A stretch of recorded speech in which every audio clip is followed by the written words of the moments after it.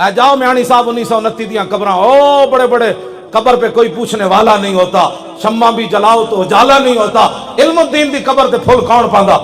उन्हें तो ब्याह भी नहीं किया, है भी तरखान दा पुत्र। मैं कहा इकबाल और तरखान दा पुत्र होवे ओदी कबर क्यों चुम्मी जांदी? कहने लगा तेनू पता नहीं कि मुहम्मद से वफा तूने तो हम तेरे। तरखाना दे पुत्रां दे भी मिजार कदी बने नहीं बनदे। उन्हें कहा वो तो बन जांदे जदों हुजूर नाल वफा कोई कर बैठा।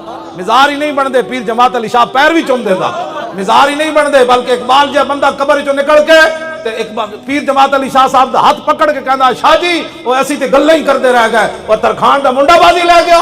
हाँ जी, ये गल इत्थे तक ही नहीं होंदी। पीर दीदार अली शाह मुसल्ले ते खड़ा होवे जनाजा पढ़ाण इल्मुद्दीन दा, इंज मजमे नूं वेखे ते गश खा के ढह पवे, होश आवे ते कहे या रसूलल्लाह सारी जिंदगी हदीस पढ़ाई, कुरान पढ़ाया, नमाज़ां जुमे पढ़ाए, हुजूर कदी ख्वाब विच भी दीदार मैंने कराया ते अज इल्मुद्दीन दे जनाजे च बनफ्से नफीस तशरीफ ले आओ।